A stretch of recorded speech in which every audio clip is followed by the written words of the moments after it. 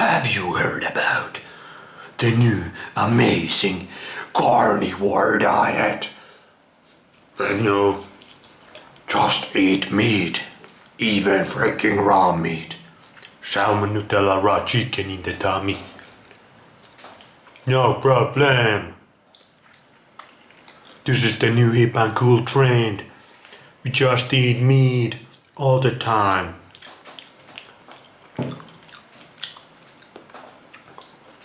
There's nothing new under the sun. We talk about same things, same freaking talking points that these guys did 100 years ago. Let's check this article out. Adventures in Diet by Vilhjalmur Stefansson. My Scandinavian Viking brother. Although I don't know, Finland is not considered Scandinavian. They kinda left us out. Anyway, this was so good article. So much little nuggets of gold, but it was so funny because these guys 100 years ago were talking about the exact same things we do these days. Maybe a little bit more intelligently, but only a little bit. We have learned nothing, bro. We have learned absolutely freaking nothing. Or maybe some of us have. Some of us have a little bit that base knowledge. But when you look at the internet world and what people talk about, they talk about it. Same freaking talking points. Okay, this guy, Vilhjalmur, he was 11 years with the Eskimos. He was adopted into Eskimo family, lived with them, ate fish, seal meat, often raw or fermented, for 11 years. And he wrote a book about it. And these are his articles he wrote in some newspaper back then, 1935, 90 years ago. But he was with the Eskimos over 100 years ago. So he was like New York scientist, went to study the Eskimos, and he was like basically healthy, eating the balanced diet, fruits, vegetables, nuts, grains. And the talking points back then was like less meat you ate the better. Like the same freaking Rockefeller knowledge. They were trying to push this shit back then. There were some, if you are vegetarian, you're gonna live happily, you're gonna be very healthy. And everybody was saying like, you can't eat just meat. It's impossible. It's impossible for human beings. You're gonna get scurvy. You're not gonna get vitamin C. And he talks about the vitamin C thing here. But the talking points were exactly the same. Carnivores versus vegans. Then he talks about salt, which is interesting topic in the raw meat movement. You got Valgo, what's his name? Valgo, I'm forgetting his name. Goddess and Arjunus are against the salt. Then some people are for the salt, you can eat all the salt. And he talks about salt here. And actually the Eskimos, they don't use any salt. And when he was with the Eskimos, he talks about his experience. He didn't have access to the salt. He got used to the no salt. Then he met some trader, some whale hunters were in the area. Some of them had a like little nice can of salt. Or it was some Eskimo that got it from one of the whale hunters. And the Eskimo himself didn't want to eat salt because the Eskimos didn't like salt. And he talks about some of the other tribes also. But the Eskimos, because they're not used to the salt, they don't like the salt. So he got some salt and he wanted to give it to somebody who actually likes the salt. And this guy actually made a really cool comparison about the salt, that he kinda compared to the tobacco. Because the Eskimos started to smoke tobacco like very early on, and they think it's very good for them. But he talked about like that's just their cultural thing that they like tobacco. How do you pronounce? It's tupakki in Finnish. Tobacco. I feel like I'm fucking that up. Anyway, he was like that's just their cultural thing that they like smoking. But that tobacco is probably way better than what most people are smoking these days. But their bodies doesn't actually need the tobacco. Like it doesn't do anything beneficial actually for them. They can live just fine without it. And it's the same with salt. Like he compared salt to tobacco because these guys can live without salt, no freaking problem. But some cultures, like the New York, United States and whatever, where he was from, everybody used salt. That's why he was craving the salt. And then he got this salt and he actually tried some of the salt to the Eskimos were eating boiled fish a lot. So he put some of the salt into the boiled fish stew or whatever. And he was like, it's pretty freaking good. But then he was like, the days went by and he really didn't use the salt. He was eating with the Eskimos without the salt. And then he just forgot the salt. They moved on. And he kinda got used to the no salt lifestyle. So at least the Eskimos, they eat purely meat, purely carnivorous diet. Like maybe some little bit of plants at the end of the summer, but they live up there north, up in the Arctic Circle. So that was interesting. The salt topic was interesting. My mind is, I have not really made up my mind. I feel good on salt. If I get too much salt, I get puffy eyes. I kinda start to feel a little bit off. But if I have some salt, I feel just fine. Maybe I get a little bit eye bags. Maybe. I don't know. And without salt, I might get some cramps sometimes. So, I use a little bit salt. But anyway, before he went, everybody was telling like the basics, like your kidneys will be ruined, you're gonna get scurvy, you're gonna die. And then he went there, and before he went, he didn't like fish at all. Like in the New York and America, he didn't eat fish. He really just couldn't stand fish. But with the Eskimos, they eat mostly fish, like salmon, trout, probably some other fishes. They eat a lot of fish, and they eat it boiled, and then they eat it raw, and then they eat it fermented, aka high meat. They do rotten fish, and that's actually a delicacy for them. Like they start to save up their fish at the end of the August, and they save all the fish after that through the winter. So they freeze some of the fish, and some of the fish that they store from the August, it's already really rotten in the winter. And in the winter, that's kind of like their delicious snack, you could say. They just have some of that rotten fish. And he actually got really used to the fish. Firstly, they'll try to make like fire roasted fish, because the Westerners that have visited the Eskimos would like that. But they themselves use the boiled fish, and they also drank the stock, like the fish stock they made. That's how you get most out of the fish. And he really got used to the boiled fish stock. He really also liked the raw fish, and he actually really liked the fermented rotten high meat fish as well.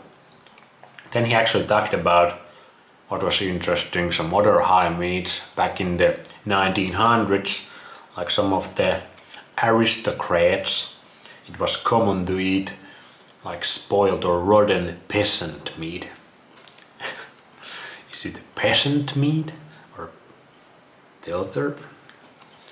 Anyway, that was back in the day. They were eating some rotten birds, like the aristocrats, and that, and obviously rotten cheeses were common. He was talking about them. So that was interesting. But yeah, they eat high fish all the time, rotten fish all the time.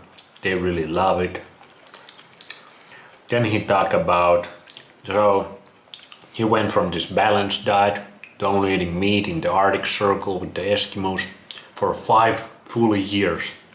He did it 5 full years, and his conclusion was, this is the healthiest I have ever felt.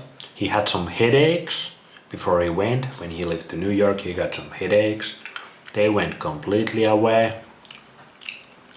And just, he said that the Eskimos themselves were super healthy, happy people.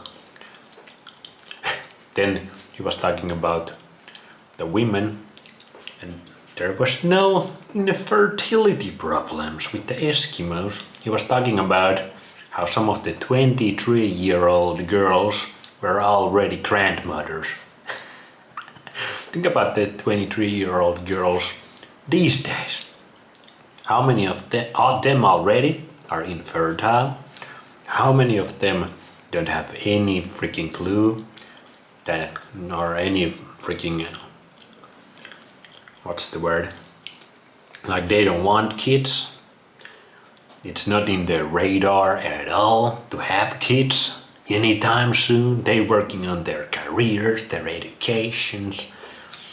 How many of them are actually infertile already in 23-year-old girls these days? And men. But yeah, it was just fun to compare that. In the Eskimos, some of the 23-year-old Eskimo women were already grandmothers.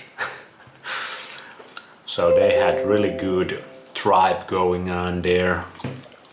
And he was just telling like everybody was so freaking happy, healthy. He wrote a book. I haven't written a book, I only read these articles.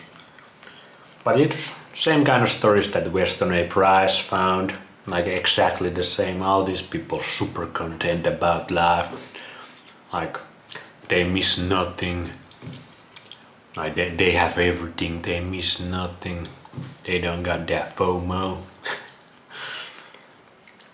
Everybody's super healthy, super robust, like even the older people are super healthy, just super happy, connected.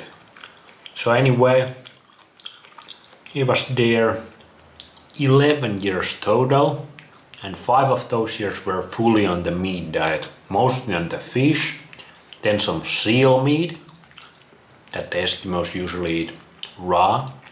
Man, I would love some seal meat, bro. That seal fat, that sounds delicious. And then they eat some caribou as well.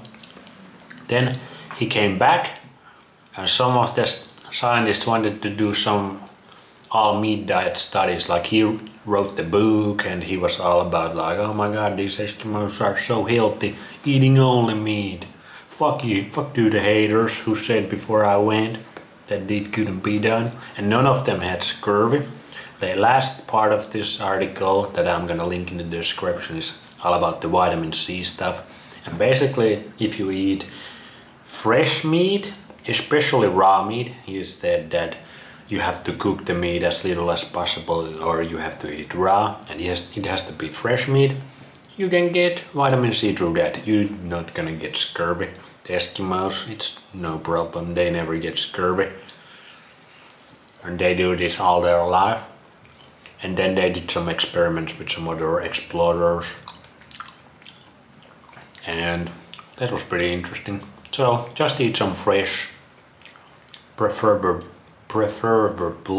raw meat, and you're gonna get some vitamin C. And obviously liver, Actually, one of the interesting things was he was talking about when they were hunting the caribou that they would give the organs to the dogs.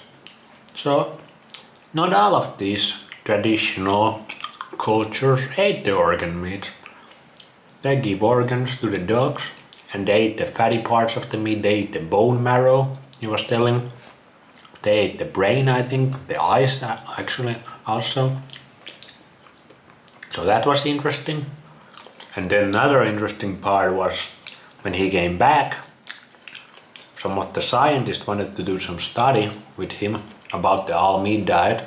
So like a few years after he came back to the New York, he was back to the normal diet, but he was heavy meat eater, but still kinda animal based diet or whatever, maybe not fruits and meat, but kinda still heavy on the animal products.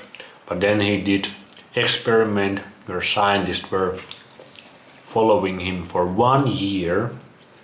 It was this guy who went to the Eskimos and one other guy who came from Florida, I think. And they was tracking these guys down for 1 year, did all kinds of experiments and scientific study stuff with these two guys.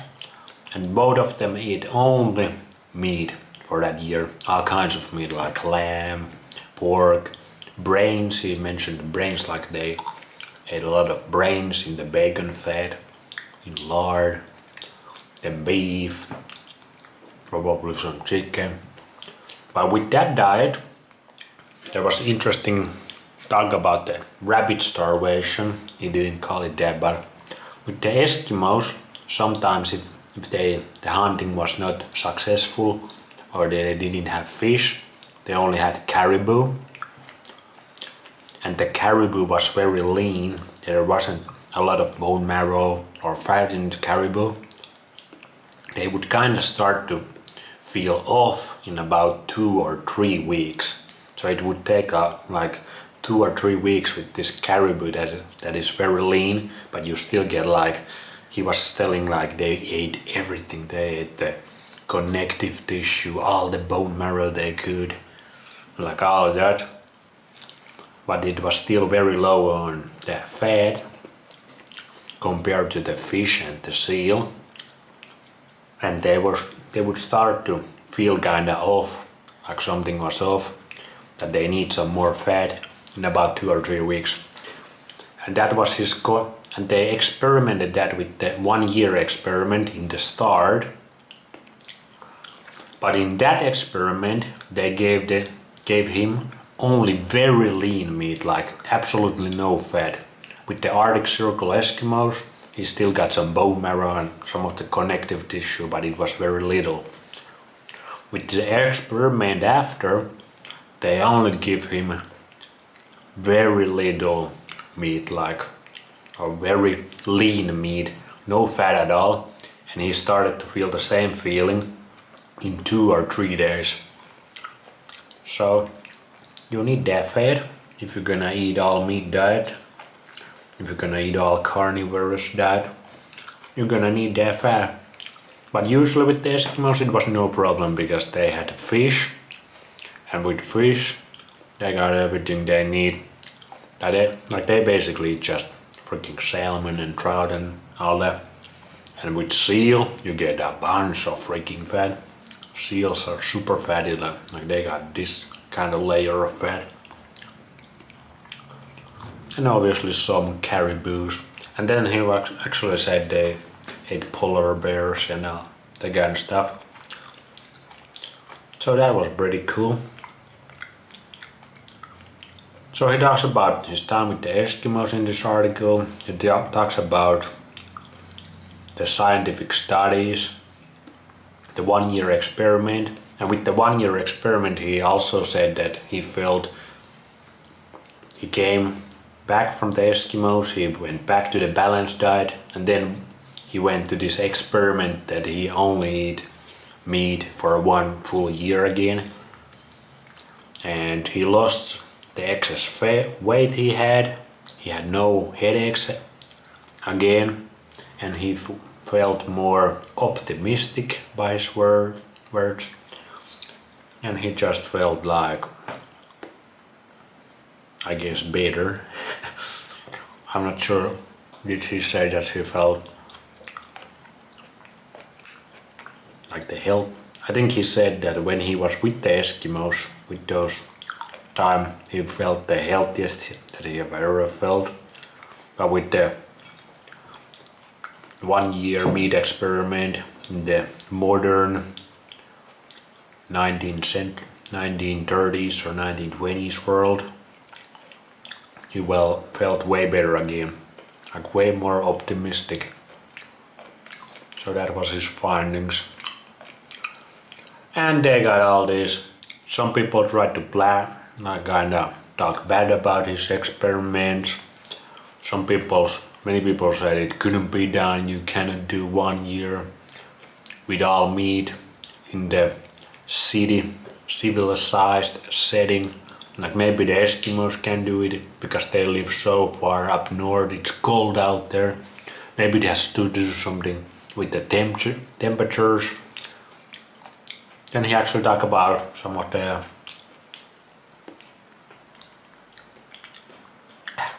the tropical people, that they still, like the tropical tribes who live in the Pacific Ocean islands or whatever, like many of them have some carbs because they grow them, but they still love fat and greasy animal foods basically.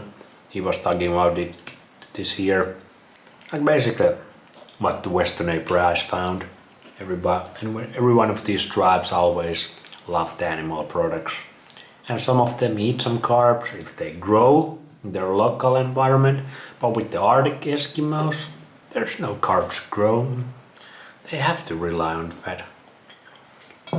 So yeah, his conclusions was all meat diet possible with the Arctic Circle.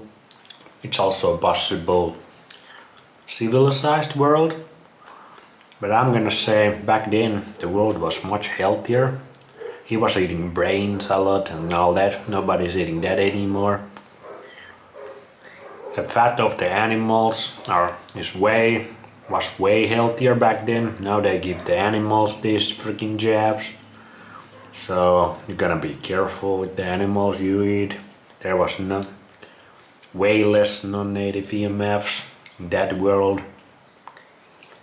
And the carnivore diet is wintertime diet. That's why the Eskimos do so well with it. In winter, when the carbs ain't growing where you live, you should eat only meat. But if you have some berries, if you have some fruits, some vegetation that is edible,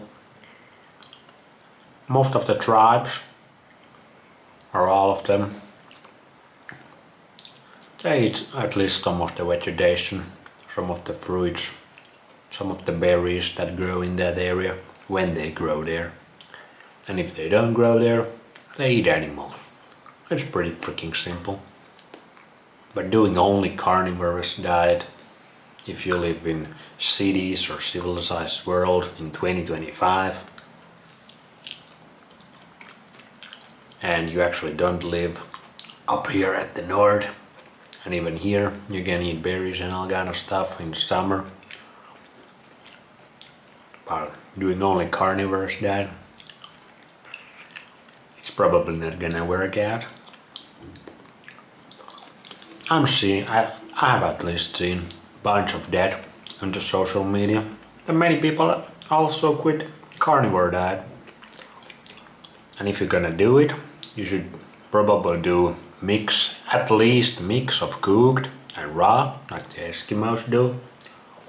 Most of the traditional people do. They eat at least mix of cooked and raw meats. And you need to get some fat if you do the carnivorous diet. You need to get some quality fat in your diet. If you don't want to get that feeling like he described, that you can start to sink in the ground, so to speak. Anyway, cool little article about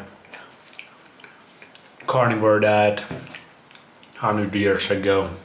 Same old talking points. We human beings, we learn nothing. We don't evolve, we de-evolve. We're going backwards. It is what it is.